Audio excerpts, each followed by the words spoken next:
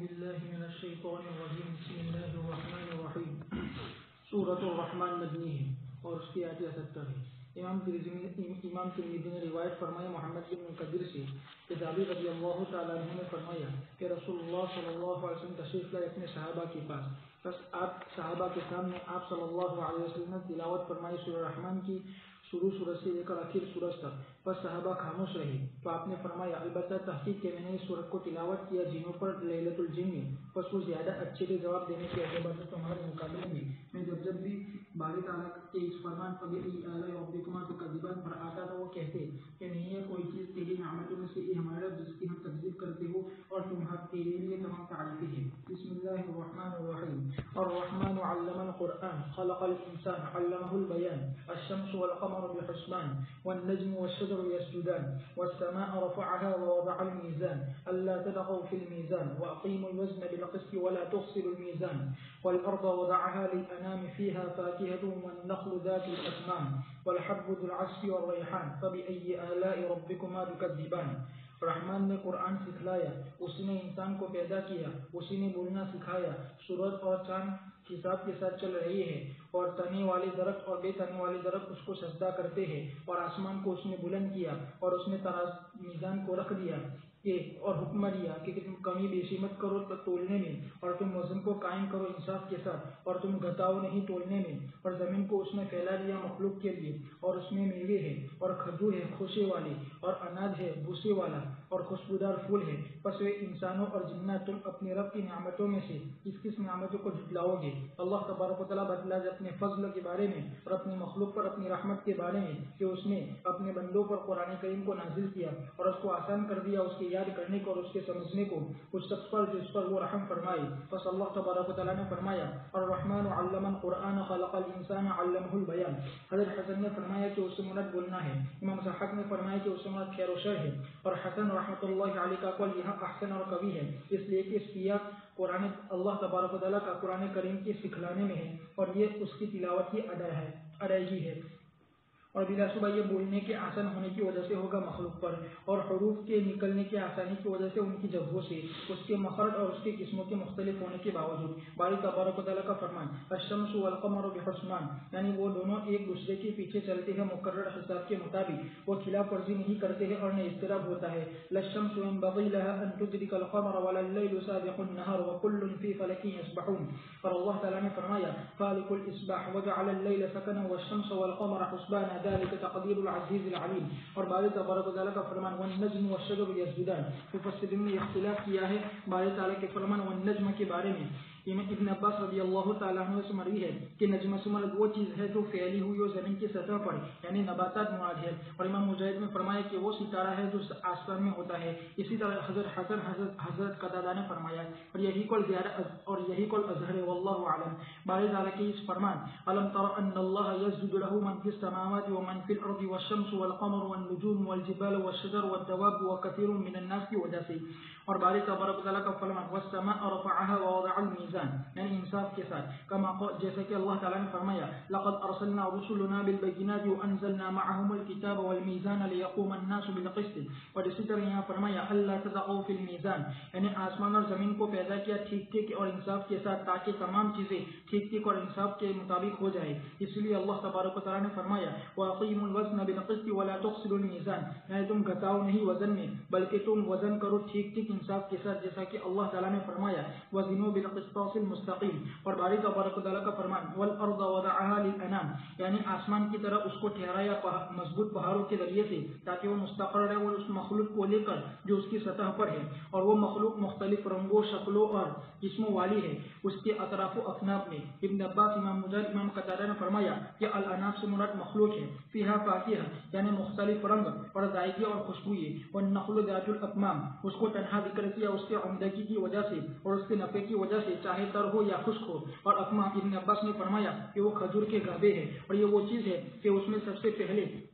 گچھا نمودار ہوتا ہے، پھر پکتا ہے کلیوں سے، پھر وہ گدلا ہو جاتا ہے، پھر وہ تر ہو جاتا ہے، پھر وہ پک جاتا ہے اور اپنی پختگی اور اپنی مضبوطی کی انتہا کو پہنچ جاتا ہے۔ اور کہا گیا کہ اتمام سے مراد اس کا بھوسا ہے، اور یہ وہ چھلکا ہے جو کھجور کی گردن پر ہوتا ہے، اور یہ حضرت حسن حضرت قتادہ کا قول ہے۔ والحب ذو العصف والریحان، ابن عباس رضی اللہ تعالیٰ عنہما نے فرمایا کہ ذو العصف سے مراد بھوسا ہے، اور انہیں سے ایک روایت ہے کہ عصف سے مراد اس سبز کھیتی کے پتے ہیں جس کے اوپر والے حصے کو کاٹ دیا گیا ہو، بس اس کو عصف کہا جاتا ہے جب وہ خشک ہو جائے۔ اس طرح امام قتادہ امام صحاق نے فرمایا کہ عصف سے مراد اس کا بھوسا ہے۔ ابن عباس امام مجاہد نے فرمایا کہ ریحان سے مراد پتے ہیں، اور حسن نے فرمایا کہ یہی وہ تمہارا یہ تمہارا خوشبودار ریحان ہے، یہ تمہارا خوشبودار ریحان ہے۔ اور اس کے معنی واللہ عالم یہ ہے کہ دانا سے دانا جو گیہوں کی طرح یا جو کی طرح ہے، اور ان دونوں کے معنی، اور اس کے لیے اس کے اگنے کی حلق میں عصف ہوتا ہے، اور وہ بالیوں پر ہوتا ہے، اور ریحان وہ پتے ہیں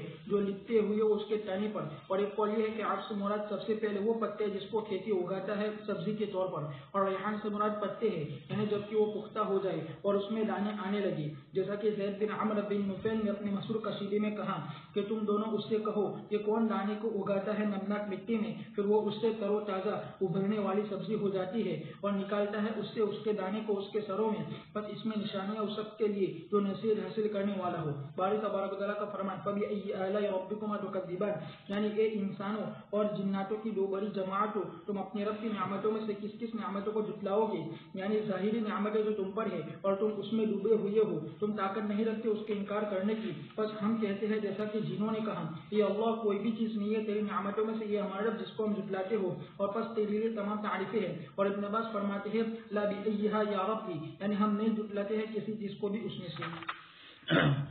شیطان الرجیم، بسم اللہ الرحمن الرحیم۔ الرحمن علم القرآن۔ سورہ رحمان کے سلسلے میں آپ صلی اللہ علیہ وسلم نے فرمایا کہ میں نے جنات کے سامنے پڑھی، اور جب بھی فبِأَيِّ آلاء کی آیت میں نے پڑھی تو جنات کی طرف سے یہ جملہ نکلا لا شیء من نعمتک ربنا نکذب، یہ ہمارے پروردگار آپ کی کسی نعمت کا ہم انکار نہیں کرتے ہیں۔ آپ صلی اللہ علیہ وسلم نے صحابہ سے کہا کہ تم تو خاموش رہتے ہو، اور جن کے سامنے جب میں نے اس کو پڑھا تو انہوں نے اس کا یہ جواب دیا، تو تم بھی جواب دو۔ فرائض میں تو جواب نہیں دیا جائے گا، نوافل وغیرہ پڑھتے ہوئے آدمی اس کے ساتھ یہ عبارت ملا سکتا ہے۔ ابن عباس نے بھی جیسے ملائی۔ اللہ تبارک تعالیٰ نے اپنی رحمت سے ہی آغاز فرمایا اس صورت کا، اور صفت رحمان فعلان کے وزن پر جو رحیم سے بھی زیادہ ہے۔ علم القرآن، قرآن کریم سکھلانا، یہ بھی شان رحیمی ہے۔ اللہ تبارک تعالیٰ نے اپنی رحمت فرمائی جس کی بنیاد کے اوپر ہمیں قرآن کریم جیسے عظیم نعمت سے نوازا گیا۔ خلق الانسان، انسان کو پیدا فرمایا، علمہ البیان، اور اللہ پاک نے اس کو بولنا سکھلایا۔ معافی ضمیر اپنی ادا کر سکتا ہے، دوسری جتنی مخلوقات ہیں ان میں سے کوئی بھی بیچاری اپنی معافی ضمیر مکمل طور پر ادا نہیں کر سکتی۔ کچھ چیزیں انسان سکھلائے اور وہ بول لے، بندر ہے، کتا ہے، اور اسی طریقے سے پوپت وغیرہ اس قسم کی جو مخلوقات ہے، مینا وغیرہ، ان کو کچھ سکھلا دیتے ہیں تو اس کی بنیاد پر وہ بولتے ہیں، لیکن بات یہ ہے کہ وہ اتنا ہی بولتے ہیں، فہم اور سمجھ والی جو چیزیں ہوتی ہے وہ نہیں بول سکتے۔ اللہ تبارک تعالیٰ نے انسان کو نطق اور قوت گویائی عطا کی اور فہم کی صلاحیت دی۔ الشمس والقمر بحسبان، آسمان، سورج اور چاند، یہ دونوں کے دونوں اللہ پاک کی طرف سے ایک حساب پر ہے۔ چاند کا بھی ایک حساب ہے اور سورج کا اپنا حساب ہے، روزانہ کا بھی ہے اور سال بھر کا بھی ہے۔ چاند کا بھی روزانے کا ہے اور مہینے کے اوپر پھر اس میں تبدیلی آتی ہے۔ حسن بصری رحمۃ اللہ علیہ نے بیان سے مراد نطق مراد لیا، ضحاک نے مراد لیا بھلائی اور برائی، لیکن حسن کا قول زیادہ مناسب ہے اس لیے کہ سکھلایا اور بیان کا لفظ آیا، اب اس سے ہر خیر اور شر کی چیز، یہ تو بہت دور کی چیز ہوئی۔ یہ الگ بات ہے کہ انسان کی قوت گویائی میں یہ اچھی باتیں کہے یا بری باتیں کہے، اہل علم اور انبیاء کرام علیہ الصلوۃ والسلام والی باتیں کرے وہ، یا پھر یہ کہ شیطانی قوتوں والی باتیں کرے۔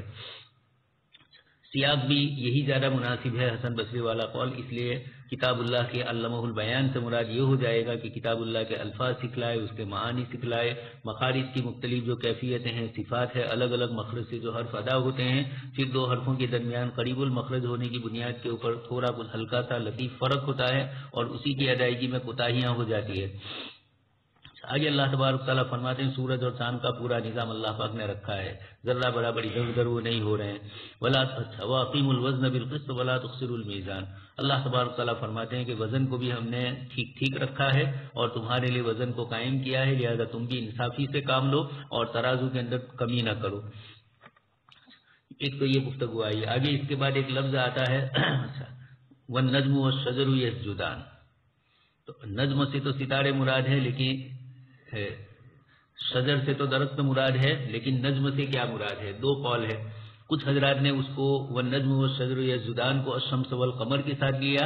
اور یہ کہا کہ سورج چاند اور ستارے، اور یہی آسان تفسیر ہے. اور کچھ حضرات نے کہا کہ نہیں، شجر کے ساتھ نجم کا ذکر ہے تو شجر تو بڑے درخت کو کہا جائے، اور نجم گجراتی میں جس کو چھوروے بولتے ہیں، چھوٹے سے ہوتے ہیں، ان کو کہا جائے نجم. جو اپنی بڑی پنڈلی پر کھڑے نہ ہوتے ہو، پنڈلی پر کھڑے ہو ان کو تو کہا جائے گا، یعنی جس کا تھڑ مضبوط ہوگا اس کو تو شجر کہا جائے گا. اور یہ ہے جو زمین پر پھیل پڑے، چاہے بیل بوٹے ہو، کھانے پینے کی سبزیاں بہت ساری ایسی ہے کہ زمین پر رینگتی ہوئی ہوتی ہے، اور کچھ وہ ہوتی ہے جو اوپر تنے کے اوپر لگتی ہے. آگے فرمایا والسماء رفعها ووضع الميزان. اللہ تبارک تعالیٰ نے آسمان کو اتنا وسیع و عریض بنایا اور اس میں ترازو کا نظام بھی قائم فرمایا. ایک اور آیت میں یہ فرمایا، دوسری آیت میں فرمایا لقد ارسلنا رسلنا بالبينات وانزلنا معهم الكتاب والميزان ليقوم الناس بالقسط. یہ وزن سے دو وزن مراد ہے. ایک تو آخرت والے وزن کی طرف توجہ دی جائے، اور ایک یہ ہے کہ دنیا میں جب انسان انصاف سے جب کام لے، آپسی معاملات اور معاشرات ہو، تو اس کے اندر برابر سرابر کا وزن کرے. جو حقوق اس کے ذمے ہیں، جو ذمہ داریاں اس کے ذمے ہیں، اور جو حقوق اس کے ہیں، اپنے حقوق کا تو صرف مطالبہ کرتا رہے اور ذمہ داری ادا نہ کرے، یہ نہ ہو، بلکہ حقوق کے بھی مطالبے جو کچھ ہے شرعی اصول سے وہ کرے، اور اپنے ذمے جو چیز آتی ہے اس کو بھی ادا کریں. والسماء رفعها. اللہ پاک نے آسمان کو بلند فرمایا، اور وزن اعمال کو آسمان کی بلندی کے ساتھ ذکر کر کے بتلا دیا کہ وزن اعمال کا بھی اللہ پاک کے یہاں ایک بہت بڑا مقام ہے. اخیری روایت پر اس پر گفتگو آئے گی ہی بخاری میں. اللہ تطغوا فی المیزان. میزان میں تم زیادتی نہ کرو. ویل للمطففین کے ذریعے اس کو سمجھایا.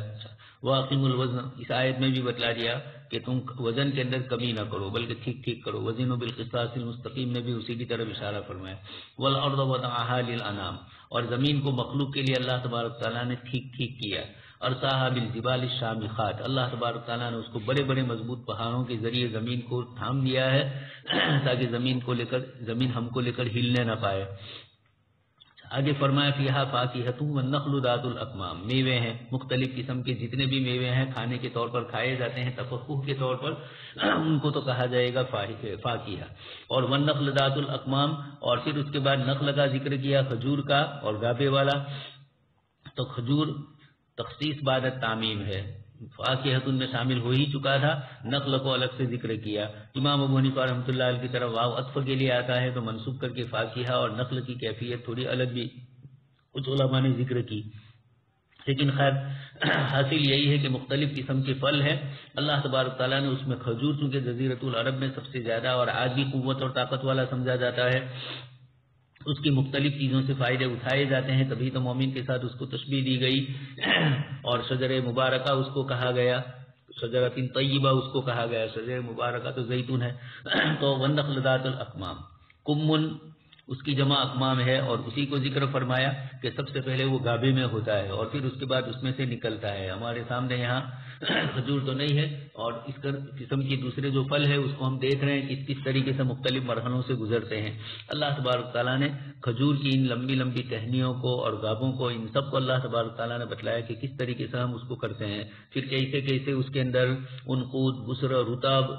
یہ الگ الگ کیفیتوں سے گزر کر پھر کھارے میں تبدیل ہوتا ہے. تو کھجور کی بھی مختلف رنگتیں ہوتی ہے. ہمارے یہاں کچی بچے لاتے تھے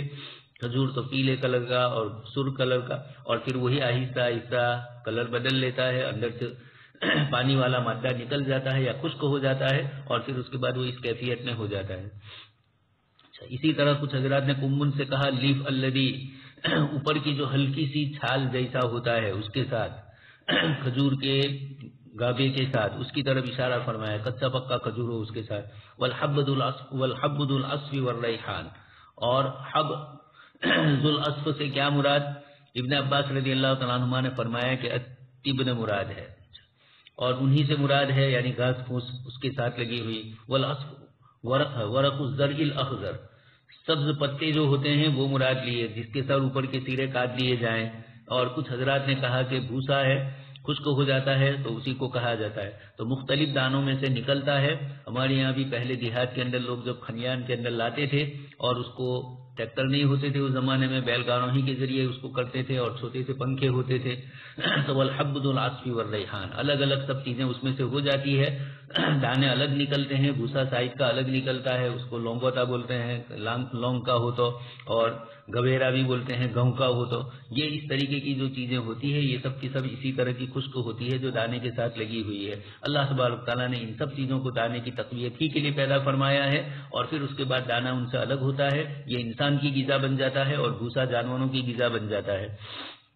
مانا ھذا واللہ اعلم ان الحب کالقمح والشعیر ونحوها.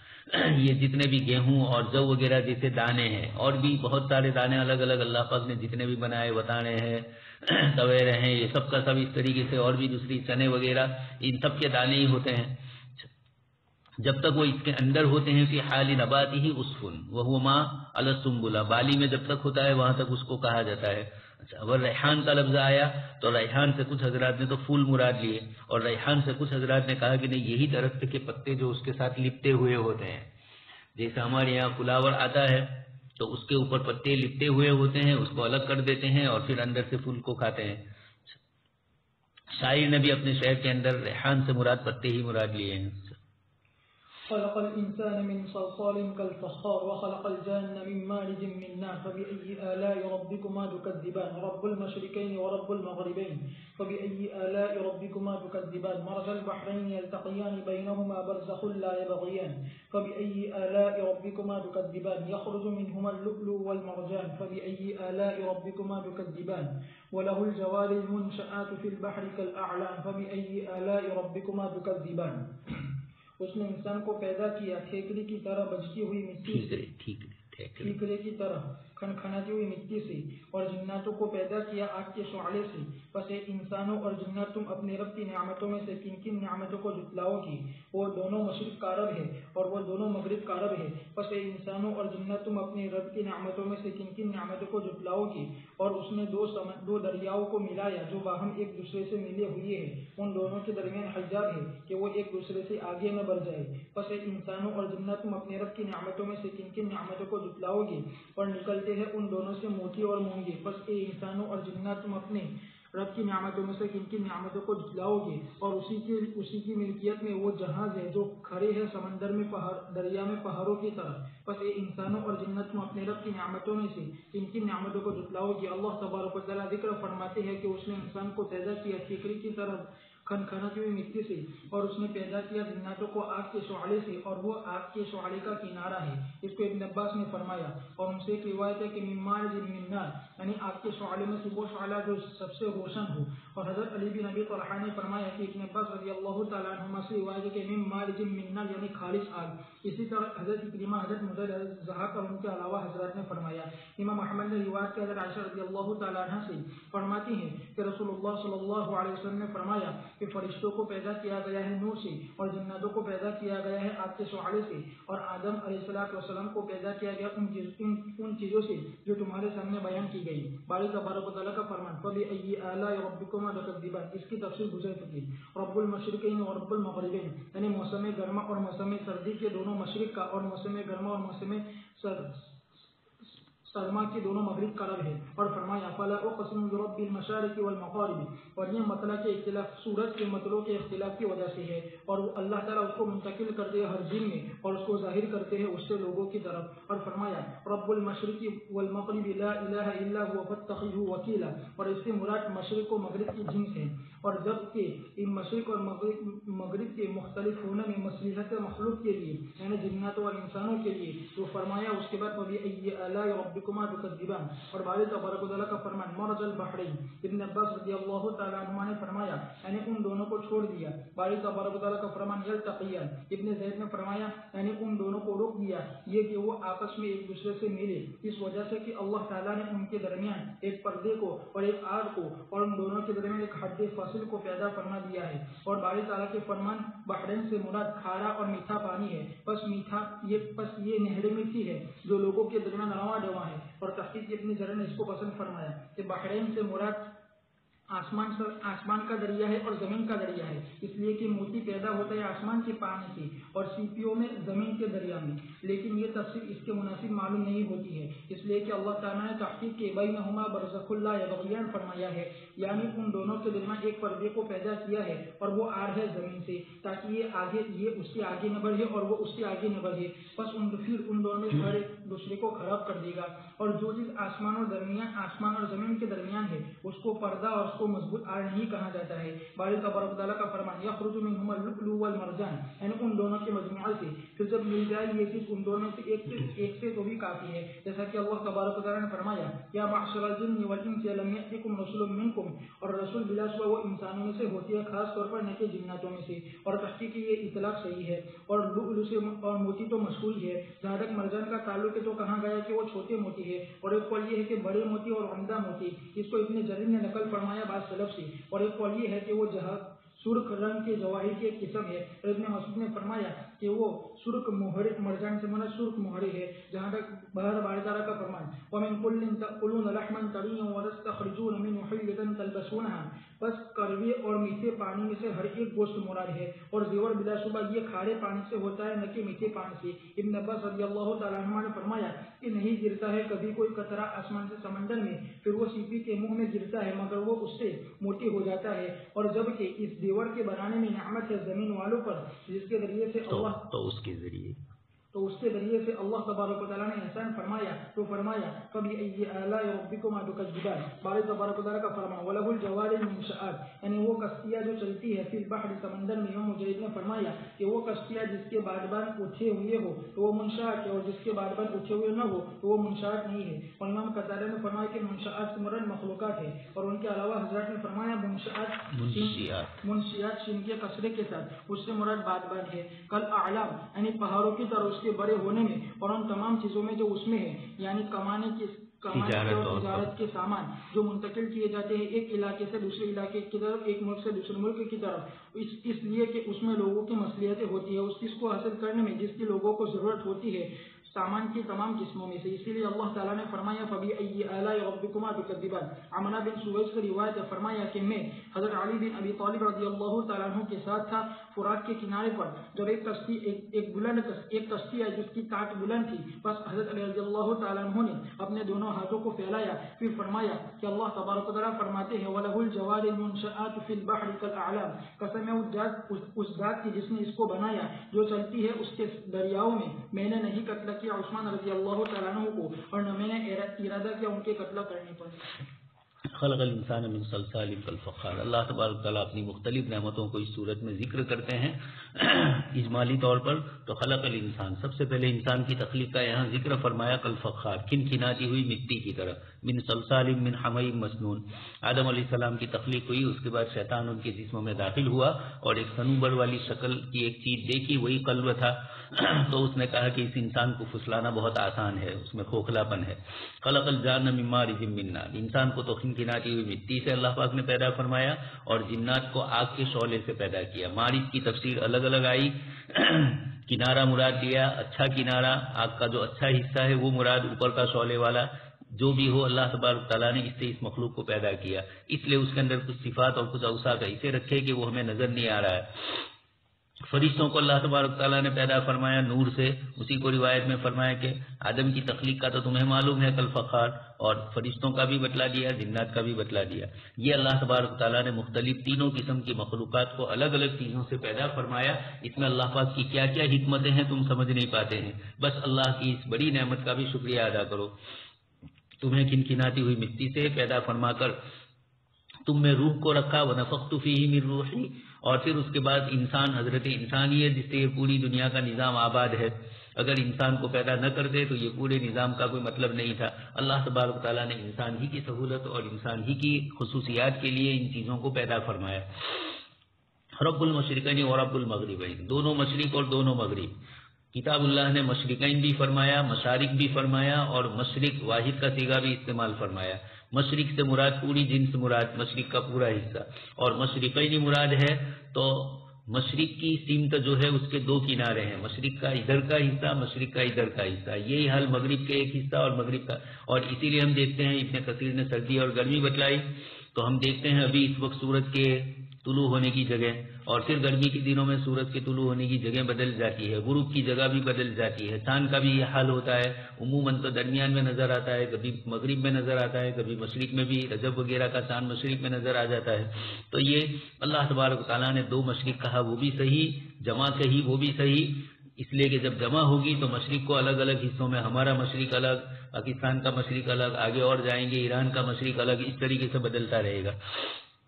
مرج البحرین یلتقیان، اللہ تبارک تعالیٰ فرماتے ہیں دو سمندر جو ایک دوسرے سے ملتے ہیں، بینہما برزخ لا یبغیان، دونوں بالکل ساتھ ساتھ چل رہے ہیں، لیکن ایک ہلکی سی پتلی سی لکیر اللہ تبارک تعالیٰ نے ان کے درمیان فرمائی۔ کچھ حضرات نے یہ کہا کہ مرج البحرین سے آسمان اور زمین کے سمندر مراد، لیکن پھر ابن کثیر رحمۃ اللہ علیہ فرماتے ہیں کہ کتاب اللہ نے برزخ فرمایا، اور ہمارا آسمان و زمین کے درمیان کا جو حصہ ہے اس کو برزخ نہیں کہتے ہیں، ہجر بھی نہیں کہتے اس کو، تو معلوم ہوا کہ وہ سمندر آسمان کا مراد نہیں، زمین ہی کے دو سمندر آپس میں ملتے ہیں، اور چنانچہ اس کا مختلف جگہوں میں اس کا تجربہ آنکھوں سے مشاہدہ ہوتا ہے کہ دو سمندر ہے اور دونوں کے اندر پانی میٹھا اور کھارا چل رہا ہے، اور بیچ میں ایک پتلی سی پانی ہی کی لکیر ہے جو دور سے نظر بھی آتی ہے۔ حضرت مولانا شبیر احمد عثمانی رحمۃ اللہ علیہ نے یہاں گجرات کا جو ہمارا دریا کنارہ ہے گجرات کا، وہاں ذکر فرمایا، اور اسی طرح آپ نے چاتگام وغیرہ گئے تھے بنگلہ دیش کے علاقے میں، اس وقت بنگلہ دیش نہیں تھا، وہ ہندوستان کا مشترک ہندوستان تھا، تو مولانا نے وہاں کا بھی ذکر کیا۔ ساؤتھ افریقہ بھی ہم گئے، کیپ ٹاؤن، وہاں بالکل آخری کونے پر دنیا کا نچلا حصہ، اور پھر اس کے بعد دو سمندر ملتے ہیں۔ وہاں جو ہم کو لے کر گیا تھا وہ ساتھی ہمارے گاؤں کا ہی تھا لڑکا، اس نے مجھے بتلایا، وہی کی پیدائش ہے اس کی، کہ یہ دو سمندر کے کلر بھی آپ دیکھ لیجئے، ہندوستان پاکستان اور ہمارا جو ایشیا سے سمندر جا رہا تھا اس کا پانی گدلا تھا، اور ادھر کا جو پانی تھا وہ بالکل صاف شفاف تھا، تو یوروپ سے آنے والا صاف تھا اور ادھر والا یہ تھا، ادھر سے جو ملنے والا، اور بیچ میں پتلی سی لکیر تھی، لیکن یہ لکیر کبھی نظر آتی ہے چونکہ سمندر میں تھوڑا دور جانا ہوتا ہے اور بھیڑ بھاڑ بھی وہاں بہت ہوتی ہے، اس لیے وہاں تک پہنچنا بھی کبھی مشکل ہوتا ہے، لیکن یہ ہے کہ وہ بالکل سامنے نہیں ہے، تھوڑا آگے دور نظر آتا ہے، کبھی نظر آتا ہے کبھی نہیں آتا ہے، ایسا بھی نہیں ہے کہ ہر وقت نظر آئے۔ حضرت مولانا تقی صاحب وغیرہ نے فرمایا بھی ہے، وہ بھی گئے تھے تو بینہما برزخن، پانی ہی کا اللہ تبارک تعالیٰ نے پتلی سے ایک لکیر ڈال دی ہے جو ان دونوں پانیوں کو، میٹھے اور کھاری کو، اسی طریقے سے خود ہم سمندر کے کنارے رہتے ہیں، دریا میں، یہاں بھی نرمدا میں جب اگرات آتا ہے، اسی طرح ہاسوت میں تھے ہم تو وہاں بھی دریا کنارے کے اوپر گاؤں کے اندر تک پانی آ جاتا تھا۔ اللہ تبارک تعالیٰ نے چاند کے نظام کے ساتھ پانی کے نظام کو بھی وابستہ کیا ہے، تو اتار چڑھاؤ ہوتا ہے، تو یہ سمندر کا پانی کھارا ہے، یہ میٹھے پانی پر آتا ہے اور پھر آ کر چلا جاتا ہے، نیچے کا پانی میٹھا ہی رہتا ہے، یہ بھی اللہ تبارک تعالیٰ کا نظام ہے، اور یہی اب گجرات میں پریشانی ہے اس کی، نرمدا کے کنارے پانی کم آ رہا ہے ندی کا، اور سمندر کا پانی آ جاتا ہے تو کھارا پانی زیادہ آ جاتا ہے میٹھے پانی کے ساتھ، دونوں کے درمیان بیلنس نہیں ہوتا ہے، اسی کے لیے کھاروں کی حکومت سے لڑائی ہے کہ پانی میں پھر مچھلیاں نہیں آتی ہے۔ مرج البحرین یلتقیان، آگے اللہ پاک فرماتے ہیں یخرج منہما اللؤلؤ والمرجان، ان دونوں سے اللہ تبارک تعالیٰ نے موتی اور مرجان مرنگ کو پیدا فرمایا۔ یہ حقیقی موتی کیسے ہوتے ہیں یہ تو اب میوزیموں میں ہی نظر آتے ہیں، ہماری آنکھوں کے سامنے تو اب نظر آتے نہیں ہیں، سمندر میں جو لوگ غوطہ لگاتے ہیں اور اس طرح کی چیزیں نکال لاتے ہیں، اب حکومتوں کی دلچسپیاں ان چیزوں سے کم رہی ہے، اس کے علاوہ دوسری چیزوں پہ مال و دولت لگانا، اور سمندر کے کناروں پر بڑی بڑی اس طرح کی، جیسے یہاں سیٹی لگی ہوئی ہے دہیج پر 4 کلومیٹر اندر تک انہوں نے راستہ بنایا ہے، اور وہیں پانی کے جہاز بڑے بڑے آتے ہیں، ادھر پانی کے جہاز آتے ہیں، ادھر یہ ہماری جو ٹرین ہے وہ آتی ہے، وہ بھی اندر تک چلی جاتی ہے، یہ چھوٹی گاڑی جو ہے وہ یخرج منہما اللؤلؤ والمرجان، منہما تثنیہ کا صیغہ استعمال فرمایا، اس پر گفتگو کرتے ہیں کہ کبھی کبھار واحد کے ایک چیز کے ساتھ کوئی چیز وابستہ ہوتی ہے لیکن دونوں کی طرف اس کی نسبت ہوتی ہے، چنانچہ یا معشر الجن والانس الم یأتکم رسول منکم، حالانکہ رسول انسانوں میں سے ہی آتے ہیں جنات میں سے نہیں، لیکن دونوں کو یہاں جمع کر دیا، یعنی انسانوں میں سے آ کر جنات کو تابع کیا۔ اس طرح یخرج منہما اللؤلؤ والمرجان، میٹھے اور کھارے پانی میں اللہ تبارک تعالیٰ ہی جانتے ہیں، عمومی طور پر کھارے پانی میں ہی یہ بڑی قیمتی چیزیں ہوتی ہے۔ اسی طرح زمین پر بھی ہم دیکھتے ہیں زمین کا وہ حصہ جو اگتا نہیں ہے اور اچھا جہاں پتھریلی زمین ہوتی ہے، جیسے آسام کے بہت سارے علاقے، ہمارے یہاں نرولی، ترکیسر وغیرہ کا، ترکیسر سے آگے کے علاقے منگرول تک پہنچتے ہوئے سب ادھر ہی نظر آ رہا ہے، بستان پورا خالی کرنا پڑا اسی لیے. تو اوپر سے یہ پیلے کلر کی مٹی، ترکیسر اجتماع تھا کئی سال پہلے، حضرت جی تشریف لائے تھے تو مشہوری ہو چکا تھا کہ ترکیسر سے آئے ہیں، اس لیے کہ سب اپنے کپڑے اسی طرح کے کر کے لائے تھے. تو وہ اجتماع ادھر ہی تھا، نرولی کی طرف ہے. تو یہ اوپر سے تو ایسا ہے، زمین میں زیادہ اگتا نہیں ہے، لیکن نیچے اللہ نے کوئلہ رکھا ہے اور نہ معلوم کون کون سی معدنیات رکھی ہے، اسی لیے تو وہ سب دیہات خالی کرنے پڑے ادھر کے. تو اندر زمین کے اندر اوپر کا حصہ ایسا ہے اور اندر اللہ پاک نے قیمتی چیزیں، تو کھارا پانی ہے اور اسی کے اندر اللہ پاک نے موتی بنایا. اگر سمندر کا پانی کھارا نہ ہوتا تو یہ دنیا بھر کا جو کچرا ہے وہ میٹھے پانی سے تو میٹھا پانی ہی بگڑ جاتا، اور کھارا پانی رکھا ہے تو اس کے اتنا کھارا پن ہے اس کے اندر کہ خود بخود وہ دوسری چیزیں گل مل جاتی ہے، اور بدبوئیں اور دوسری چیزوں کو اللہ پاک نے اس نمک ہی کی بنیاد کے اوپر ختم کر دیا تھا. نمک ان ساری گندگیوں کو، بدبوؤں کو ختم کر دیتی ہے، ختم کر دیتا ہے. وَمِن تَأْكُلُونَ لَحْمًا طَرِيًّا وَتَسْتَخْرِجُونَ حِلْيَةً تَلْبَسُونَهَا. دوسری آیت میں بھی اللہ تبارک تعالیٰ نے اس کو ذکر فرمایا. آگے فرمایا وَلَهُ الْجَوَارِ الْمُنشَآتُ، اللہ پاک نے کشتیاں رکھی ہے، بادبان لگائے بھی جاتے ہیں اور بادبان چھوڑے بھی جاتے ہیں. جس کے ساتھ بادبان لگا ہوا ہوتا ہے اس کو منشآت کہا جاتا ہے، اور جس کے ساتھ بادبان دیکھ رہے ہیں کپڑے وغیرہ اس طرح کے لگاتے ہیں. فوتو بھی پرانے زمانے کے جو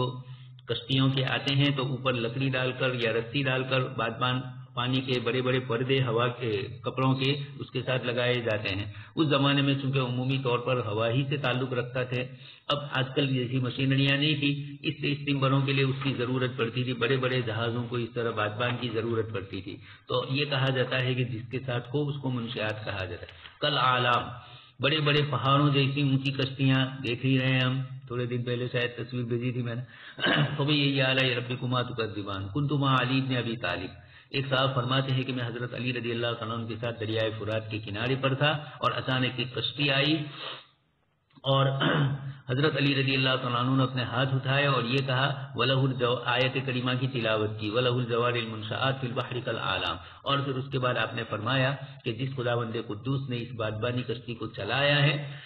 اس کا واسطہ دے کر میں کہتا ہوں کہ میری طرف جو لوگوں نے حضرت عثمان کے قتل کی نسبت کی یا حضرت عثمان کے قتل میں شریک ہونے کی، تو بالکل اس میں سے کوئی چیز نہیں ہے. حضرات حسنین کو بھیجا تھا، لیکن بات یہ تھی کہ بلوائی لوگ جو ہے وہ پچھلے دروازے سے آئے تھے، آگے سے نہیں آ سکے، اور پھر بھی حضرت حسین رضی اللہ تعالیٰ عنہ حضرت حسن دونوں نے مقابلہ کیا، اور آپ کے خادم قنبل جو تھے آپ کے غلام شاید ان کو تو زخم بھی لگا تھا. كل من عليها فان ويبقى وجه ربك ذو الجلال والإكرام فبأي آلاء ربكما تكذبان يسأله من في السماوات والأرض كل يوم هو في شأن فبأي آلاء ربكما تكذبان. اور وہ چیز جو زمین پر ہے ختم ہونے والی ہے اور باقی رہے گا آپ کے رب کا چہرہ جو عظمت و عزت، آپ کے رب کی ذات جو عظمت و عزت والی ہے. بس ایک انسانوں اور جنت میں اپنے رب کی نعمتوں میں سے کن کن نعمتوں کو جھٹلاؤ گی، اسی سے مانگتے ہیں وہ تمام لوگ جو آسمانوں اور زمین میں ہیں، اور ہر دن وہ ایک نئی شان میں ہوتا ہے. بس ایک انسانوں اور جنت میں اپنے رب کی کن کن نعمتوں کو جھٹلاؤ گی. اللہ تبارک و تعالیٰ بتلاتے ہیں یہ کہ پوری کے تمام زمین والے عن قریب ختم ہو جائیں گے اور تمام کے تمام مر جائیں گے، اسی طرح آسمان والی، مگر وہ جس کو اللہ تبارک و تعالیٰ چاہے، اور باقی نہیں رہے گا آپ کی ذات کریمہ کے علاوہ کوئی بھی، اس لیے کہ اللہ تبارک و تعالیٰ ہی زندہ ہے، اس کو کبھی موت نہیں آئے گی. حضرت قتادہ نے فرمایا کہ پہلے اللہ تبارک و تعالیٰ نے بتلایا کہ اس نے پیدا کیا، پھر اس کے بعد بتلایا کہ تمام کی تمام چیزیں ختم ہونے والی ہے. اور دعائے معاشورہ میں ہے یا حی یا قیوم یا بدیع السماوات والارض یا ذا الجلال والاکرام لا الہ الا انت برحمتک نستغیث اصلح لنا شأننا کلہ ولا تکلنا الی انفسنا طرفۃ عین ولا الی احد من خلقک، کہ زندہ رہنے والے، ایک قائم رہنے والے، آسمان و زمین کو بغیر نمونے کے پیدا کرنے والے، اے عزت و عظمت والے، تیرے سوا کوئی معبود نہیں، تیری رحمت سے ہی ہم مدد حاصل کرتے ہیں، تو ہمارے چاہتے ہیں، اور ہمارے لیے ہم تمام حالت کو درست فرما دی، اور ہم کو حوالے مت کر ہمارے نفوس کی طرف پل بھر کے برابر بھی، اور نہ آپ کی مخلوق میں سے کسی کی طرف. امام شعبی نے فرمایا کہ جب تم یہ آیت کریمہ پڑھو کل من علیہا فان، تو تم خاموش مت رہو یہاں تک کہ تم یہ آیت کریمہ پڑھو وَيَبْقَى وَجْهُ رَبِّكَ ذُو الْجَلَالِ وَالْإِكْرَامِ. اور یہ آیت کریمہ ایسی ہے جیسے کہ باری تعالیٰ کا یہ فرمان کل شیء ہالک الا وجہہ، اور اللہ تبارک و تعالیٰ نے اپنے ذات کریمہ کی صفت بیان کی آیت کریمہ میں بیتون کہ وہ عزت و عظمت والا ہے، یعنی وہ اس بات کے لائق ہے کہ اس کی عظمت کی جائے بس اس کی نافرمانی نہ کی جائے، اور یہ کہ اس کی اطاعت کی جائے، اس کے خلاف ورزی نہ کی جائے، جیسے کہ باری تبارک و تعالیٰ کا فرمان یریدون وجہ، اور جیسے باری تعالیٰ کا فرمان انما نطعمکم لوجہ اللہ۔ ابن عباس رضی اللہ تعالیٰ عنہ نے فرمایا ذو الجلال والاکرام یعنی عظمت والا کبریائی والا ہے۔ جب اللہ تبارک و تعالیٰ نے بتلایا تمام زمین والوں کے برابر ہونے کے بارے میں وفات میں، اور بلا صبح وہ جائیں گے دار آخرت کی طرف، بس وہ ان میں فیصلہ فرمائے گا عزت و عظمت والا رب اپنے انصاف والے فیصلے کے ذریعے سے۔ فرمایا فبأي آلاء ربكما تكذبان، اور باری تبارک و تعالیٰ کا فرمان يسأله من في السماوات والارض كل يوم هو في شأن، اور یہ بتلانا ہے اس کے بے نیاز ہونے کے بارے میں اس کے علاوہ سے، اور تمام مخلوق کے اس کی طرف محتاج ہونے کے بارے میں، اور یہ کہ بلا شبہ وہ ان سے مانگتے ہیں اپنی زبان حال سے اور قول سے، اور یہ کہ ہر دن وہ اپنی ایک شان میں ہوتا ہے۔ حضرت عباس نے فرمایا کہ اس کی شان میں سے یہ ہے کہ وہ دعا کرنے والے کی دعا کو قبول کرتا ہے، اور سائل کے سوال کو پورا کر دیتا ہے، اور قیدی کو رہا کر دیتا ہے، اور بیمار کو شفا عطا کرتا ہے۔ اور امام مجاہد نے فرمایا کہ ہر دن وہ دعا کرنے والے کی دعا کو قبول کرتا ہے، اور مصیبت کو دور کرتا ہے، اور مستر کی دعا کو قبول کرتا ہے، اور گناہوں کو معاف کرتا ہے۔ حضرت قتادہ نے فرمایا کہ تمام آسمان والے اس سے بے نیاز نہیں ہے، وہی زندگی دیتا ہے اور وہی موت دیتا ہے، اور وہی چھوٹوں کو پروان چڑھاتا ہے اور قیدی کو آزاد کرتا ہے، اور وہی صالحین کی حاجتوں کا اور ان کی فریادوں کا منتہا ہے اور ان کی شکووں کا منتہا ہے۔ ابن جریر نے روایت کیا منیب ازدی سے کہ رسول اللہ صلی اللہ علیہ وسلم نے یہ آیت کریمہ تلاوت فرمائی کل یوم هو فی شأن، بس ہم نے عرض کیا کہ اللہ کے رسول صلی اللہ علیہ وسلم ان کی شان کیا ہے؟ تو آپ نے فرمایا یہ کہ وہ گناہوں کو معاف کر دیتا ہے، مصیبت کو دور کرتا ہے، اور ایک قوم کو بلند کرتا ہے تو دوسری قوم کو پست کرتا ہے۔ ابن عباس رضی اللہ تعالیٰ عنہ نے فرمایا کہ بلا شبہ اللہ تعالیٰ نے لوح محفوظ کو پیدا کیا سفید موتی سے، اس کے دونوں پٹھے یاقوت سرخ یاقوت کی ہے، اس کا قلم نور ہے اور اس کی کتاب بھی نور ہے، اور اس کی چوڑائی آسمانوں اور زمین کے درمیان کی مسافت کی بقدر ہے، وہ اس میں دیکھتا ہے روزانہ 360 مرتبہ، وہ پیدا کرتا ہے ہر نگاہ میں، اور زندگی دیتا ہے اور موت دیتا ہے، اور عزت دیتا ہے اور ذلیل کرتا ہے، اور وہ جو چاہے کرتا ہے۔ کل من علیہا فان ویبقی وجہ ربک۔ اللہ تبارک تعالیٰ فرماتے ہیں کہ مخلوق میں سے جتنے بھی ہیں سب کو فنا ہونا ہے، اور صرف ایک خداوند قدوس ہی کی ذات عالی کو بقا ہے۔ الجلال والاکرام، ذو الجلال والاکرام، جو بڑی بزرگی والی عظمت والی ذات ہے۔ مخلوق میں سے کوئی بھی اس طرح نہیں ہے، ہم نہیں تھے، پیدا ہوئے، اور ہمارا ممکن الوجود کس وقت ہمارا وجود ختم ہو جائے کوئی ٹھکانہ نہیں۔ دیکھ لیا دنیا نے کس طریقے سے بڑی بڑی دوائیاں کی گئی، لیکن کسی طریقے سے لوگوں کو اللہ پاک نے موت لکھی ہے تو کوئی حیات نہیں دے سکتا ہے، تو سب کے سب فنا ہوں گے۔ نیچے روایت میں ذکر کیا کہ جب پڑھا جائے کل من علیہا فان تو ساتھ میں ویبقا بھی پڑھا جائے، اس لیے کہ صرف ایک آیت پڑھیں گے تو اشتباہ ہوگا کہ شاید باری تعالیٰ کا بھی اس کے اندر شمار ہو، اس لیے اس کو الگ کرنے کے لیے ساتھ میں ہی پڑھ لیا جائے ویبقا وجہ ربک ذو الجلال والاکرام۔ اللہ تبارک تعالیٰ آگے فرماتے ہیں یسألہ من فی السماوات والارض، آسمان و زمین میں جتنی مخلوق ہے ان سب کی درخواستیں اسی کی طرف جاتی ہے، کوئی اس کے بغیر نہیں ہے، مفر نہیں ہے، اس کے پاس نہیں مانگیں گے تو اور کس کے پاس مانگیں گے؟ اور پھر اس کے شان رحیمی کا تقاضا اس نے یہ کیا کہ مجھ سے مانگو، مجھ سے نہیں مانگو گے ان الذین یستکبرون عن عبادتی، ای من دعائی، جو مجھ سے دعا نہیں کرتا ہے۔ اللہ تبارک تعالیٰ مخلوق تو مانگنے سے ناراض ہوتی ہے، وہ نہ مانگنے سے ناراض ہوتا ہے۔ کل یوم ہوا فی شان، روزانہ اس کی ایک شان ہے، اسی کو آگے ذکر کیا روایتوں میں کہ ایک ہی دن کے اندر کوئی مالدار ہے، کوئی غریب ہے، کوئی بیمار ہے، کوئی تندرست ہے، مختلف کیفیتوں میں انسان مختلف اعتبارات سے بے چینیاں ہوتی ہے۔ بے چینی بھی ایک قسم کی نہیں، مال و دولت نہ ہونے کی بے چینی ہے، اور پھر کوئی مصیبت آ گئی اس کی بے چینی، غریب کو بھی الگ قسم کی بے چینی، مالدار کو الگ قسم کی، اس طریقے سے دنیا بھر کے انسانوں کو الگ الگ قسم کی سب کی ضروریات اور سب کی حاجات کو پوری کرتے ہیں۔ تو اللہ تبارک تعالیٰ کل یوم ہوا فی شان، ایک دن کے اندر ہزاروں اور لاکھوں قسم کے معاملات، ہزاروں لاکھوں قسم کے بندوں کے ساتھ الگ الگ معاملات ہوتے ہیں۔ کون ان کے راستے چلتے ہوئے ہم جاتے ہیں، چھوٹی سی چوٹی پاؤں کے نیچے دب جاتی ہے، ہمیں کچھ پتہ نہیں ہوتا ہے، تھوڑی دیر کے بعد وہ چلنے بھی لگتی ہے، اس کی بھی کون حفاظت کرتا ہے۔ سمندروں کے اندر اور جنگلوں کے اندر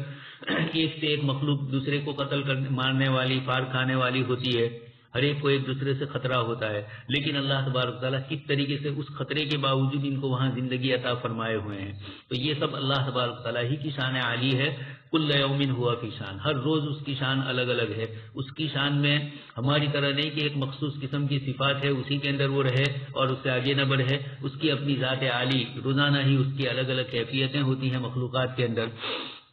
آگے اس کے بعد فرمایا اللہ تبارک و تعالیٰ نے لوح محفوظ کو پیدا فرمایا سفید موتی سے، اور پھر اس کا سرخ موتیوں کو اس کے اوپر کے پٹھے بنائے، اور اس کا قلم بھی نور، اس کی کتاب بھی نور، اللہ ہی جانتے ہیں اس نور کی حیثیت اور کیفیت کو بھی، اور آسمان و زمین کے درمیان جتنی چیزیں ہیں اللہ پاک نے ان سب کو پھیلایا ہے، عجیب و غریب اس کی چوڑائی کے برابر اللہ پاک نے ان کو بنایا ہے لوح محفوظ کو، اور روزانہ اس میں 307 مرتبہ اللہ پاک کی نظر ہوتی ہے، اور وہ ہماری نظر کی طرح نہیں ہوتی ہے طائرانہ نظر، بلکہ گہری نظر، کوئی چھوٹ نہیں پائے گا۔ اسی لیے اللہ پاک نے جو فرشتے مقرر کیے وہ بھی کبھی بھول نہیں کرتے ہیں کہ اس کو لینے جائے نہ دوسرا راستے میں آ جائے، بھٹک جائے، اس کو لے لیں۔ یہ سب بیکار باتیں ہیں۔ یہاں ہندوستان کے ہمارے غیر مسلمین بھائیوں کے اس قسم کے جو عقیدے ہیں، ہمارے یہاں اس طرح کوئی چیز نہیں ہے۔ یخلق فی کل نظرۃ، ہر نظر میں نئی نئی چیزیں اللہ پاک کی طرف سے پیدا ہوتی ہے۔ سنفرغ لكم أيها الثقلان فبأي آلاء ربكما تكذبان يا معشر الجن والإنس إن استطعتم أن تنفذوا من أقطار السماوات والأرض فانفذوا لا تنفذون إلا بسلطان فبأي آلاء ربكما تكذبان يرسل عليكما شواظ من نار ونحاس فلا تنتصران فبأي آلاء ربكما تكذبان۔ ہم قریب تمہاری طرف متوجہ ہوں گے اے انسانوں اور جنات کی دو بڑی جماعت، پھر تم لفظی ترجمہ کے اس کا فارغ ہوں گے تمہارے، عن قریب ہم فارغ ہوں گے تمہارے لیے اے انسانوں اور جناتوں کی دو بڑی جماعت، بس اے انسانوں اور جنات تم اپنے رب کی کن کن نعمتوں میں سے کن کن نعمتوں کو جھٹلاؤ گے۔ اے انسانوں اور جناتوں کی جماعت اگر تم طاقت رکھتے ہو یہ کہ تم نکل جاؤ آسمان اور زمین کے کناروں سے تو تم سوراخ لگا کر نکل جاؤ، تم نہیں نکل سکتے مگر اجازت سے۔ بس اے انسانوں اور جنات تم اپنے رب کی کن کن نعمتوں کو جھٹلاؤ گے، تم دونوں پر چھوڑ دیا جائے گا آپ کے شعلوں کو اور دھوئیں کو، پس تمہاری نصرت نہیں کی جائے گی۔ بس اے انسانوں اور جناتوں تم اپنے رب کی کن کن نعمتوں کو جھٹلاؤ گے۔ ابن عباس رضی اللہ تعالیٰ عنہما نے باری تعالیٰ کے فرمان سنفرغ لکم ایھا الثقلان کے بارے میں فرمایا کہ اللہ تعالیٰ کی طرف سے وعید ہے بندوں کے لیے، اور اللہ کے لیے کوئی مشغولیت نہیں ہے، وہ فارغ ہے۔ اور حضرت قتادہ نے فرمایا تحقیق قریب ہو گئی اللہ تعالیٰ کی جانب سے فراغت اپنی مخلوق کے لیے۔ ابن جریج نے فرمایا سنفرغ لکم یعنی عن قریب تمہارے درمیان فیصلہ کیا جائے گا، اور امام بخاری نے فرمایا کہ عن قریب تمہارا حساب لیا جائے گا، اس کو کوئی چیز غافل نہیں کر سکتی ہے کسی چیز سے۔ اور یہ مشہور کلام عرب میں کہا جاتا ہے کہ میں عربی میں لأفرغن لك وما به شغل، کہ میں ضرور تیرے لیے فارغ ہو جاؤں گا حالانکہ وہ مشغول ہی نہیں ہوتا ہے۔ فرماتے ہیں کہ میں ضرور تجھے پکڑوں گا تیری غفلت کے بنا پر۔ باری تبارک و تعالیٰ کا فرمان ایھا الثقلان یعنی ثقلان سے مراد انسان اور جنات کی جماعت ہے، جیسا کہ صحیح حدیث میں آیا ہے کہ مردے کی آواز کو سنتی ہے ہر چیز مگر ثقلین، اور ایک روایت میں ہے کہ الا الانس والجن، اور حدیث شروع میں ہے الثقلان یعنی انسان اور جنات۔ فبأي آلاء ربكما تكذبان، پھر اللہ تبارک و تعالیٰ نے فرمایا یا معشر الجن والانس ان استطعتم ان تنفذوا من اقطار السماوات والارض فانفذوا لا تنفذون الا بسلطان، یعنی تم طاقت نہیں رکھ سکتے وہ بھاگنے کی اللہ تبارک و تعالیٰ کے حکم سے اور اس کی تقدیر سے، بلکہ وہ تم کو گھیرے ہوئے ہے، تم قادر نہیں ہو اس کے حکم سے چھٹکارے پانے پر، جہاں کہیں تم جاؤ کہ وہ تم کو گھیرے ہوئے ہے۔ اور یہ مقام حشر میں ہوگا کہ فرشتے گھیرے ہوں گے مخلوق کو 7 صفوں میں ہر جانب سے، پس کوئی قادر قدرت نہیں رکھے گا بھاگنے پر الا بسلطان یعنی اللہ تبارک و تعالیٰ کے حکم سے۔ یقول الانسان یومئذ این المفر، اس لیے اللہ تبارک و تعالیٰ نے فرمایا یرسل علیکما شواظ من نار ونحاس فلا تنتصرون۔ ابن عباس رضی اللہ تعالیٰ عنہ نے فرمایا کہ شواظ سے مراد آگ کی لپٹ ہے، اور ان سے ایک روایت ہے کہ شواظ سے مراد دھواں ہے، اور امام مجاہد نے فرمایا کہ وہ سبز لپٹ ہے جو تھوڑی دیر میں اٹھے، اور امام ضحاک نے فرمایا کہ شواظ من نار یعنی آگ کا سیلاب ہے، اور باری تبارک و تعالیٰ کا فرمان ونحاس، ابن عباس رضی اللہ تعالیٰ عنہ نے فرمایا کہ آگ کا دھواں مراد ہے، ابن جہنم کا دھواں مراد ہے۔ ابن جریر نے فرمایا کہ عرب لوگ دخان کو نحاس کہتے ہیں، اور امام طبرانی نے حضرت ضحاک سے روایت کیا کہ نافع بن ازرق نے ابن عباس رضی اللہ تعالیٰ عنہ سے پوچھا شواظ کے بارے میں، تو فرمایا کہ وہ ایسا شعلہ ہے جس میں دھواں نہ ہو۔ بس انہوں نے ان سے دلیل پوچھی اس پر لغت میں سے، تو حضرت ابن عباس نے سمیہ بن ابی صلت کا شعر پڑھ کر سنایا حسن رضی اللہ تعالیٰ عنہ کے بارے میں علام مبلغ حسان عني مغلغلة تدب إلى عكاظ أليس أبوك فينا كان قينا لدى القينات فصلا في الحفاظ يمانيا يزل يشد كيرا وينفق دائما لهب الشواذ۔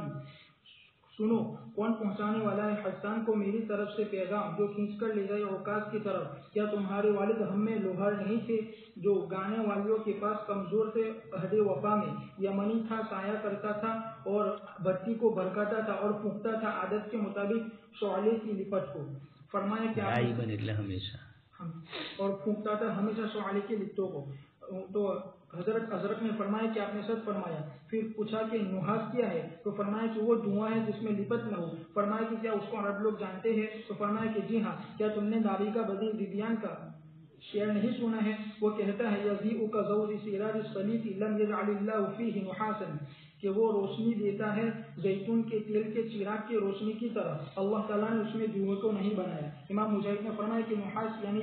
پیتل ہے جو پگھلایا جائے گا پھر ان کے سروں پر بہایا جائے گا. اور معنی یہ ہے کہ اگر تم بھاگنے کی کوشش کرو گے قیامت کے دن تو البتہ تم کو فرشتے لوٹا دیں گے اور ڈارو گا آگ کے شعلے برسا کر اور تم پر پگھلا ہوئے تانبے کو برسا کر تاکہ تم واپس لوٹاؤ. اسی لیے اللہ تبارک و تعالیٰ نے فرمایا فلا تنتصرون فبأي آلاء ربكما تكذبان سنفرغ لكم أيها الثقلان. اللہ پاک فرماتے ہیں انسان اور جنات کو کہ ہم تمہارے لیے فارغ ہو جائیں گے. اللہ پاک کے لیے فراغت کیا اور مشغولی کیا، لیکن چونکہ جس قوم کے سامنے یہ مضمون بیان کیا جاتا ہے ان کی کچھ اصطلاحات ہوتی ہے، ان کے کچھ محاورے ہوتے ہیں. قرآن کریم عرب کے ان محاورات کو بھی استعمال کرتا ہے اور اس محاورے کے مطابق اللہ پاک نے یہاں لفظ سنفرغ فرمایا. چنانچہ اسی کو نیچے کہا کہ کلام عرب میں یہ ہوتا ہے، لفظ بولا جاتا ہے لأفرغن لک، اور ہماری گجراتی زبان میں بھی بولا جاتا ہے وہ متعدد نورت چھوں. یہ اس طرح بول کر حالانکہ پہلے بھی مشغولی نہیں، لیکن خیر انسان کو تو خود نہ خود مشغولی دنیاوی اعتبار سے لگی ہوئی ہے، یا خود اپنی طبیعت اور مزاج کے اعتبار سے پریشانی تکلیفیں. اللہ تبارک تعالیٰ کی ذات عالی کو تو کوئی مشغولی نہیں اور کوئی اس کی ذات کے ساتھ کسی قسم کی بیماری وغیرہ کا مسئلہ نہیں ہے. اس لیے اللہ تبارک تعالیٰ تو فارغ ہی ہے انسانوں کے اور جنات کے لیے. لیکن بتلایا یہ جاتا ہے کہ اس وقت ہماری طرف سے مکمل توجہ تمہاری طرف دی جائے گی. ابھی بھی توجہ تو ہے لیکن سزا اور حساب کتاب کا مسئلہ ابھی نہیں ہے، ابھی دارالامتحان ہے. اس لیے سنفرغ لکم، ثقلان سے مراد انسان اور جنات ہے، جیسے حدیث شریف میں خود فرمایا ثقلان الانس والجن. آگے اللہ پاک فرماتے ہیں یا معاشر الجن والانس، انسان اور جنات کی جماعت کو پکار کر کہا جا رہا ہے کہ ان استطعتم ان تنفذوا من اقطار السماوات والارض، آسمان و زمین کے کونوں میں کہاں کہاں گھسنے کی تم بات کرو. فانفذوا، اگر جا سکتے ہو تو جاؤ. لا تنفذون الا بسلطان، تم جو کچھ بھی کرو گے اللہ کے حکم اور اللہ کی اجازت سے ہی کرنے والے ہو. اب اس کے ظاہری جو مفہوم ہے وہ تو یہی کہ اللہ کے عذاب سے بچنے کے لیے اگر تم آسمان و زمین کے کسی کنارے کو پکڑنا چاہو تب بھی اللہ تبارک تعالیٰ تمہیں نہیں چھوڑیں گے، تم کہیں جا نہیں سکتے. جیسے حدیث شریف میں بھی ذکر کیا کہ فرشتے 4 سمت سے انسانوں کو گھیر لیں گے، کسی کے لیے بھی ادھر ادھر بھٹکنے کا کوئی موقع نہیں ملے گا. ایک تو یہ بات. اور ڈاکٹر موریس بوکائے اور اس قسم کے کچھ عصر حاضر کے سائنسدانوں نے اس آیت کریمہ کی روشنی میں یہ کہا کہ اگر تم آسمان و زمین کے کونوں پر چلے جاؤ تو تم جا سکتے ہو، لیکن اللہ نے جو چاہا ہوگا وہی. ابھی اس وقت مسئلہ کھڑا ہوا ہے کہ امریکہ نے کئی سال پہلے اپنے متعلق جو کہا تھا کہ ہم چاند پر پہنچ گئے تو آیا وہ صحیح تھا یا نہیں. چائنا نے ابھی جو پہنچایا اس کی روشنی کے اندر وہاں سے مٹی وغیرہ بھی وہ لائے. تو اللہ تبارک تعالیٰ ڈاکٹر موریس بوکائی صاحب کا کہنا ہے کہ یہ آیتیں سائنس کی اس نظریات کی طرف اشارہ کر رہی ہے کہ اگر تم آسمان و زمین کے کہیں کونوں پر، حالانکہ آسمان تو نہیں ہے، یہ تو جیسے ایک گھر سے دوسرا گھر، تو زمین سے لے کر خلا کے اندر ہی زمین جیسے ہماری ہے اس طریقے سے سیارے لگے ہوئے ہیں، اسی میں چاند بھی ہے. تو یہاں سے وہاں گئے اور گئے. یہ پہلے تو تھوکم ٹھاک تھا، اس وقت مولانا شیر علی صاحب تو اس وقت بھی منع فرماتے تھے. اس وقت ترکیسر کے شیخ الحدیث صاحب بھی تھے، مولانا تقی الدین ندوی صاحب، انہوں نے بھی اس وقت ایک رسالہ لکھا تھا چاند کے سلسلے کا. تو یہ جس وقت امریکہ کی طرف سے اور روس کی طرف سے اس قسم کے اعلانات ہوئے تو اس کے بعد تحقیقات شروع ہوئی اور اب سائنس یہ کہہ رہی ہے، کئی سالوں سے یہ اشکالات آ رہے ہیں کہ یہ گئے نہیں ہے. تو چاند کے متعلق ابھی جو چائنا نے کہا وہ بھی ہم سمجھ سکتے ہیں کہ شاید ہو سکتا ہے کہ وہ بھی کہیں اور گئے ہوں. لیکن خیر اس آیت کی روشنی میں موریس بوکائی صاحب کا یہ کہنا ہے کہ آسمان و زمین کے کسی کنارے پر اگر کوئی چلا بھی جائے اور اگر کہیں ہو بھی تو یہ اس وقت تک نہیں ہو سکتا ہے جب تک اللہ پاک نہ چاہے. انہوں نے اعلان کیا تھا کہ چاند کے اوپر ہمیں پانی نظر آیا، یا پانی کی نالیاں بہہ رہی ہے یا کسی زمانے میں بہتی ہوگی اس طرح، لیکن آج تک نہیں ہے. اسی بنیاد کے اوپر ڈارون نے جو نظریہ قائم کیا تھا اور یہ کہا تھا کہ اللہ تبارک تعالیٰ یعنی انہوں نے یہ کہا کہ یہ انسانی تخلیق جو ہے 2000 ملین سال کی پرانی ہے، اور 2000 ملین سال 1 ملین کے 10 لاکھ سال، تو 10 لاکھ کو ضرب دیا جائے گا 2 ملین سے. اتنی لمبی چوڑی 2000 سے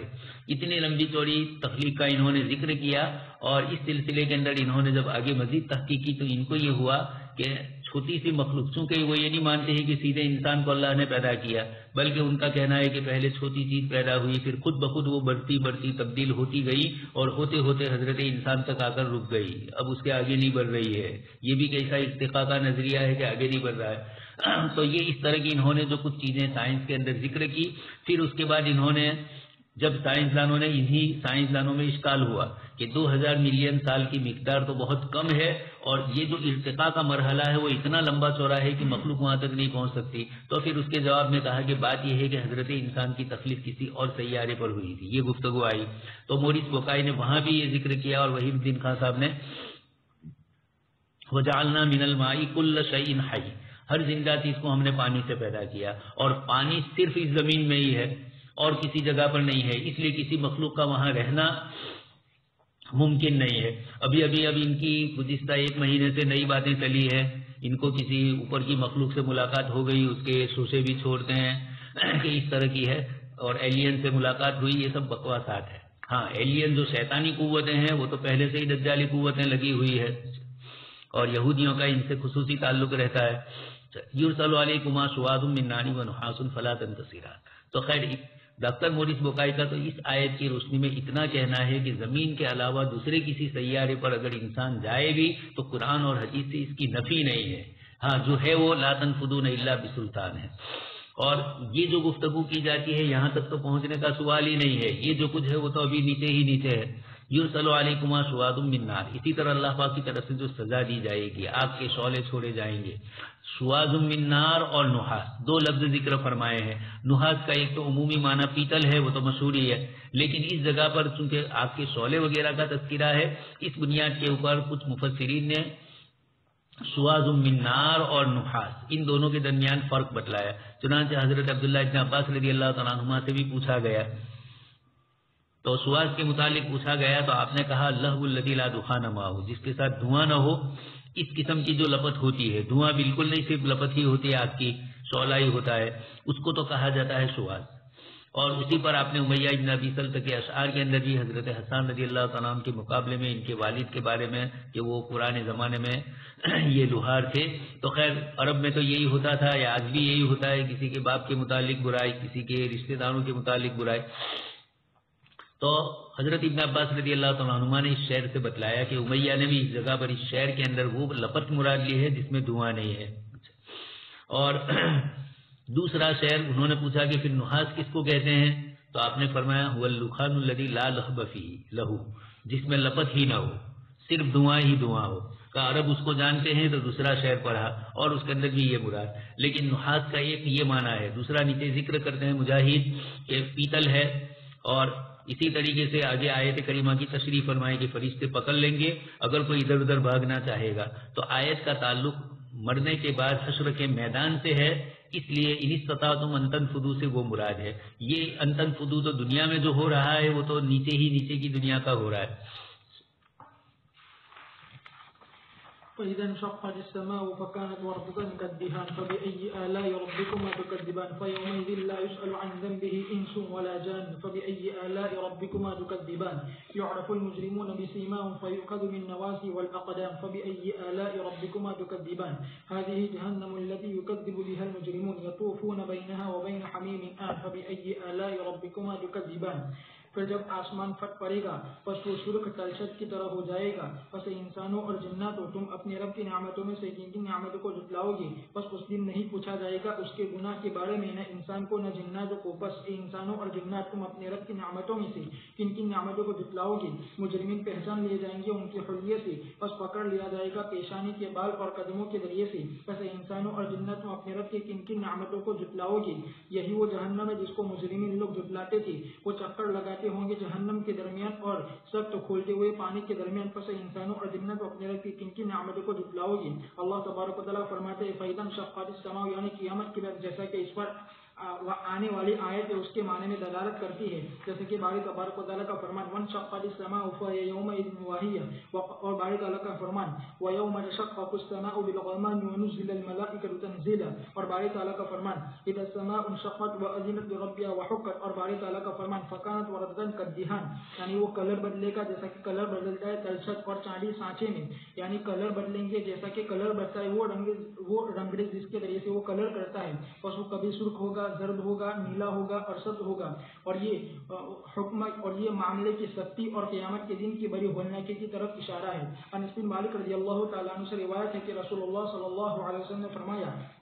کہ لوگوں کو اٹھایا جائے گا قیامت کے دن اور آسمان ان پر ہلکی بارش کرے گا۔ امام جوہری نے فرمایا کہ اطش المطر یعنی ہلکی پھلکی بارش۔ ابن عباس رضی اللہ تعالیٰ عنہما نے فرمایا وردتن کالدہان یعنی سرخ چمڑے کی طرح، اور ان سے ایک روایت ہے کہ گلابی بھورے کی طرح، اور ابو صالح نے فرمایا کہ گلابی عمدہ بھورے کی طرح، پھر اس کے بعد وہ چمڑے کی طرح ہو جائے گا۔ اور حضرت حسن بصری رحمۃ اللہ علیہ نے فرمایا کہ وہ مختلف رنگوں والا ہوگا، اور امام سدی نے فرمایا کہ وہ گلابی کھچر کے رنگ کی طرح ہوگا، اور وہ تلچھٹ کی طرح ہوگا جیسے کہ زیتون کے تیل کی تلچھٹ۔ اور امام مجاہد نے فرمایا کہ دھیان یعنی مختلف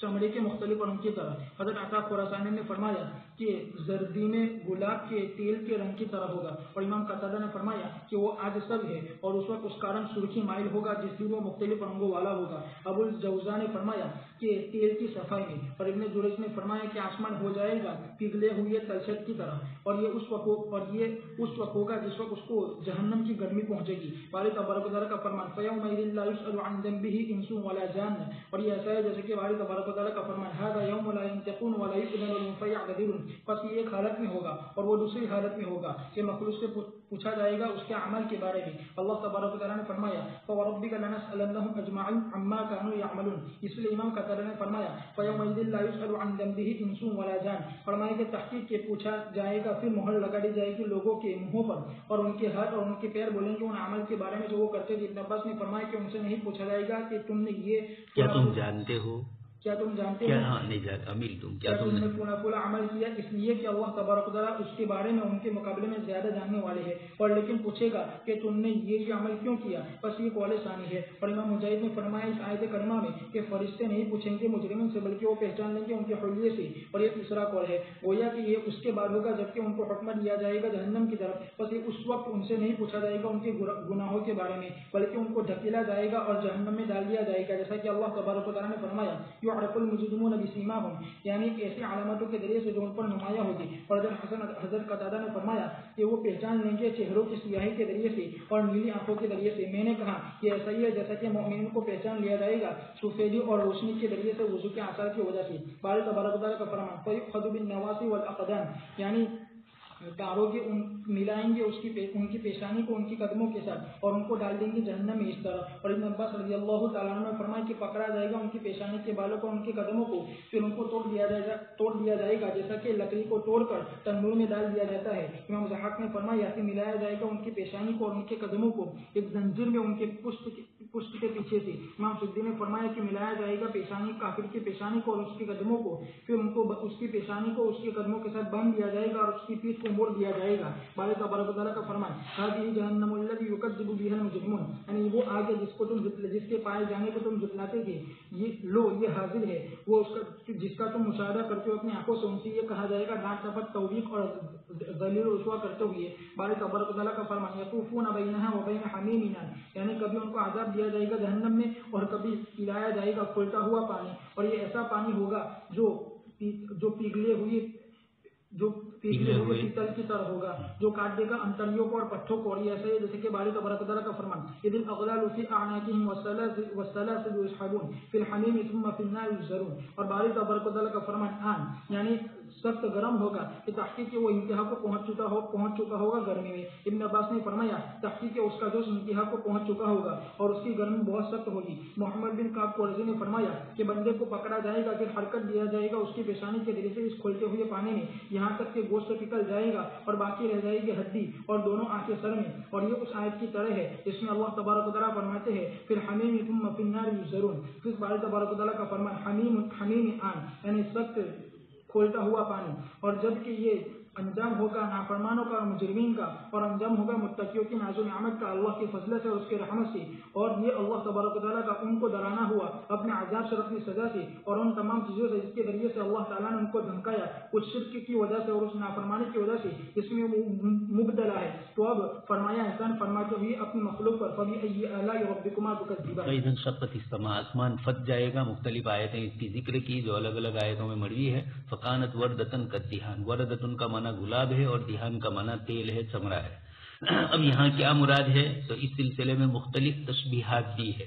ہم خود اپنی آنکھوں سے دیکھتے ہیں کہ کبھی کبھار آسمان پر رنگ عجیب و غریب قسم کے، یہ تو بادل کے رنگ ہے، وہ عجیب و غریب قسم کے نظر آتے ہیں۔ یہ تو آسمان کے اوپر کے کلر نظر آئیں گے قیامت کے دن اس طرح کی ہولناکی کہ ادھر اللہ پاک کا خوف، ادھر فرشتوں کی چار سمت سے گھیرا والی کیفیت، اور ادھر اللہ تبارک تعالیٰ آسمان کا کلر ہی خود ایسا کر دیں گے کہ انسان کے لیے ڈراؤنا ہو جائے۔ اب اس کو گلابی گھوڑے سے، گلابی جانوروں سے تشبیہ دی ہے، اور اسی طریقے سے سرخ رنگ کے چمڑے سے تشبیہ دی ہے، کہیں خچر کے ساتھ تشبیہ دی، کہیں زیتون کی تلست کے ساتھ تشبیہ دی۔ الگ الگ حضرات نے الگ الگ تشریح اس کی فرمائی۔ یہ تو مشبہ بھی تو موجود ہے کالدہان، تو اب یہ مشبہ کس طریقے کا ہوگا اللہ تبارک تعالیٰ ہی اس کی کیفیت کو جانتے ہیں۔ اقرب الی الفہم کرنے کے لیے اللہ تبارک تعالیٰ نے یہ سمجھایا، اور اس آیت کے ذریعے ہمیں یہ بھی بتلایا کہ سامنے والوں کو قرآن کی دلیلیں کس طرح بیان کی جائے۔ قرآن حسیات مشاہدات سے کام لیتا ہے، تو سائنسی نظریات سے نہیں لینا ہے بلکہ مشاہدات سے بات کرنی ہے۔ فَيَوْمَئِذٍ لَا يُسْأَلُ عَنْ ذَنبِهِ إِنسٌ وَلَا جَانٌ، انسان اور جنات میں سے کسی سے اس کے عمل کے متعلق پوچھا نہیں جائے گا، اور ایک آیت سن چکے ہیں کہ پوچھا جائے گا فَوَرَبِّكَ لَنَسْأَلَنَّهُمْ أَجْمَعِينَ، تو دونوں حال کی کیفیت الگ الگ ہوگی۔ اس سے پہلے ابن عباس کے حوالے سے اس کا جواب آ گیا ہے، ایک موقع کے اوپر نہیں پوچھا جائے گا، دوسرے موقع پر پوچھا جائے گا۔ چنانچہ یہ کہا گیا کہ یہ نہیں پوچھا جائے گا کہ تم نے کیا کیا کیا، بلکہ کیوں کیا یہ پوچھا جائے گا۔ یا کہ ان کو پوچھنے کی ضرورت ہی نہیں ہوگی، فرشتوں کی ان کی چہروں سے نشانیوں سے وہ پہچان لیں گے، یا کہ ایک موقع پر نہیں پوچھا جائے گا اور سیدھا ہی ان کو پوچھنے کی ضرورت ہی نہیں ہے، سارا حساب کتاب ان کا بتلا رہا ہے، یا ان کی چمڑی بولے گی، ایک جواب یہ بھی دیا گیا بل یقادون، ان کو سیدھا ہی پہنچا دیا جائے گا۔ فیؤخذ بالنواصی والاقدام، پیشانی اور پیر کے ذریعے پکڑ کر توڑ توڑ کر انسان کو پہنچا دیا جائے گا۔ موت تو آنے والی نہیں ہے، موت کو آ چکی ہے سب کچھ۔ تو اللہ تبارک تعالیٰ اس طریقے سے دنیا کے عذاب میں جیسے لوگ پکڑ کر کھینچتے ہیں،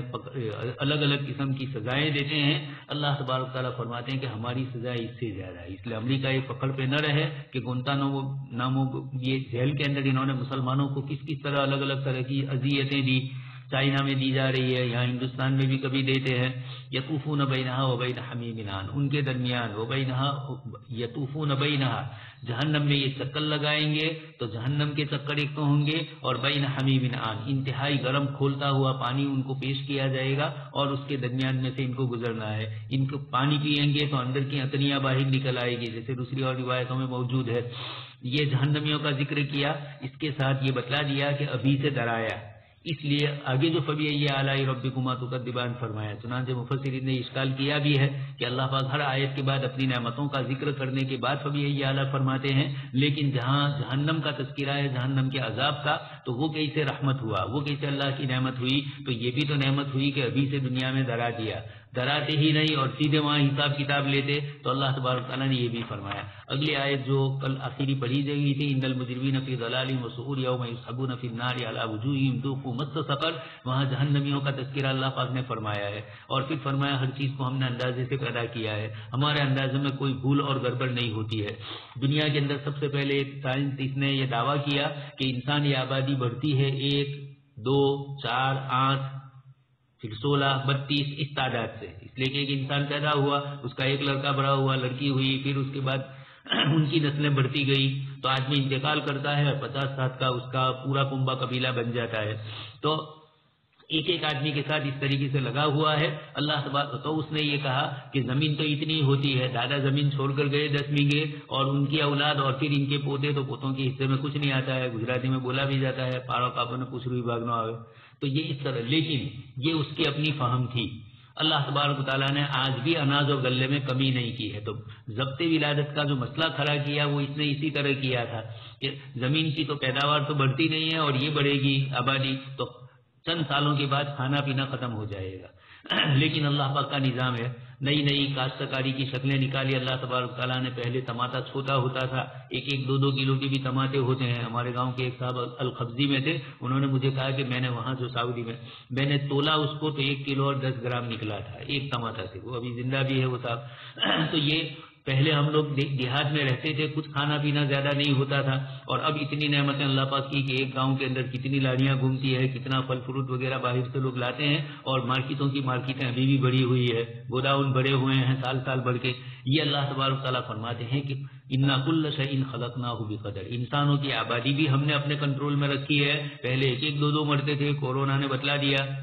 کل پرسوں ساؤتھ افریقہ سے مولانا یوسف صاحب کا فون آیا تو کہا اللہ کا شکر ہے کہ 2 دن سے ابھی کوئی مرا نہیں ہے, یعنی خبر نہیں آئی ہے. وما امرنا الا واحدۃ کلمح بالبصر. اللہ پاک فرماتے ہیں ہمارا حکم جب ہوتا ہے تو پلک جھپکنے بھی, یہ بھی سمجھانے کے لیے ہے, ورنہ کن کی بھی اس کو ضرورت نہیں ہے. وَلَقَدْ أَهْلَكْنَا أَشْيَاءَكُمْ, تمہارے جیسے بہت سے انسان گئے تو کیا تم نصیحت حاصل نہیں کرتے ہو؟ مہمان خانہ ہے, مسافر خانہ ہے. محل ابراہیم ادہم کو کہا تو کہا یہ کیسے مسافر خانہ, کہ تم سے پہلے کون تھے؟ میرا باپ. کا ان سے پہلے تو کہ دادا. تو کہا تمہارے بعد؟ تو کہا میرا لڑکا. تو کہا یہی تو ہوا مسافر خانے میں, یہی تو ہوتا ہے, ایک جاتا ہے ایک آتا ہے. کل شیء فعلوہ فی الزبر, ہر وہ چیز جو انسانوں نے کی اللہ کے صحیفوں میں محفوظ ہے. کل صغیر و کبیر مستتر, ہر چیز لکھی جاتی ہے. چاہے وہ پہلے یہ مسئلہ آ چکا ہے کہ وہ چیزیں جن کا تعلق جہنم سے اور جنت سے نہیں ہے وہ چیزیں بھی لکھی جائے گی, تو کیا لکھی تو جائے گی, حساب اس کا نہیں ہوگا. یہ اللہ پاک کے محکم نظام کو بتلانا مقصود ہے. اور پھر جنتیوں کو بتلا دیا فی مقعد صدق.